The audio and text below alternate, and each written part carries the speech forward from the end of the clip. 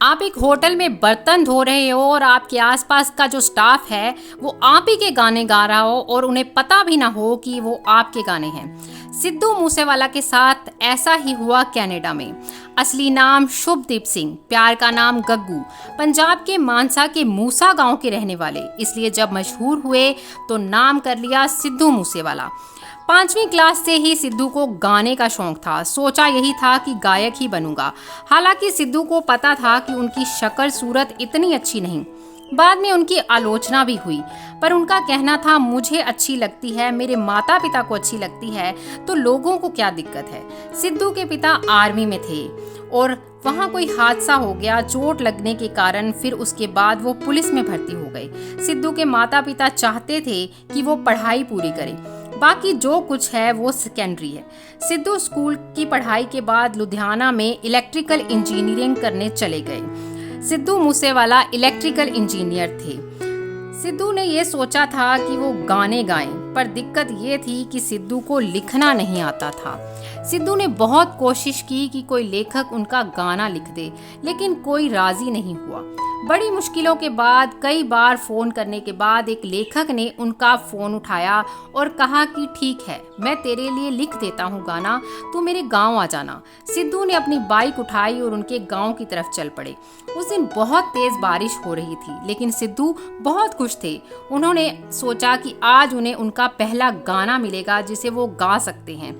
सिद्धू जब उस गांव के बाहर पहुंचे तो उन्होंने इस लेखक को फोन किया और पूछा कि आपका घर कहाँ है।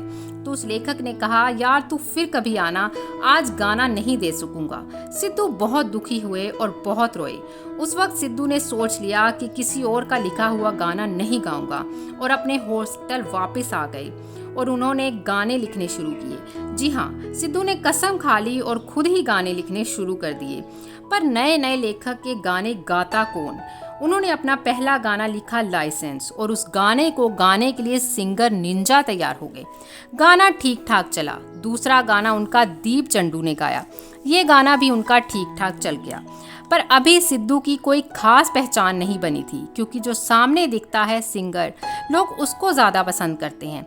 फिर सिद्धू ने अपनी ग्रेजुएशन पूरी कर ली और चले गए कनाडा आगे की पढ़ाई के लिए, क्योंकि उनके माता पिता ने कहा था कि कुछ भी कर, लेकिन पढ़ाई पूरी करनी है। माता पिता का प्रेशर था, इसलिए कनाडा चले गए। वहाँ जो कोर्स कर रहे थे उसमें कोई दिक्कत आ गई। फिर सिद्धू के कोई अंकल थे वहाँ जिन्होंने उनकी मदद की और उनका कॉलेज बदलवा दिया। सिद्धू ने सोचा कि बनना तो मुझे सिंगर ही है, इसलिए कोई आसान सा कोर्स कर लेता हूँ। इसलिए उन्होंने होटल मैनेजमेंट का कोर्स चुना। तब तक सिद्धू के कुछ गाने भी शुरू हो गए थे। कुछ गाने आ भी चुके थे, पर अभी इनकी पहचान कुछ खास नहीं बनी थी। पढ़ाई तो कर ली, लेकिन दिक्कत आई ट्रेनिंग में, क्योंकि जहाँ सिद्धू ट्रेनिंग करते थे वहाँ उनको मांस काटना पड़ता था। पर सिद्धू प्योर वेजिटेरियन थे, इसलिए सिद्धू इसमें अपने दोस्तों की मदद लेते थे। उसके बदले में उनको बर्तन साफ करने पड़ते थे। उस समय तक सिद्धू के गाने तो आने लग गए थे, पर माता पिता की प्रेशर की वजह से पढ़ाई नहीं छोड़ पा रहे थे। उस समय वहाँ नाइजीरिया के बहुत सारे लोग थे जो सिद्धू के गाने सुनकर बहुत खुश होते थे और सिद्धू को ही दिखाते थे कि देखो कितना अच्छा सिंगर है। फिर सिद्धू ने बताया कि ये मेरा ही गाना है। एक तरफ सिद्धू बर्तन साफ कर रहे होते तो आसपास वाला स्टाफ उनके ही गाने गाता। फिर कनाडा में ही सिद्धू ने अपना गाना बनाया द वैगन, अपनी पहली एल्बम बनाई PBX1, अपने नापसंद करने वालों के लिए गाना बनाया लाइफस्टाइल।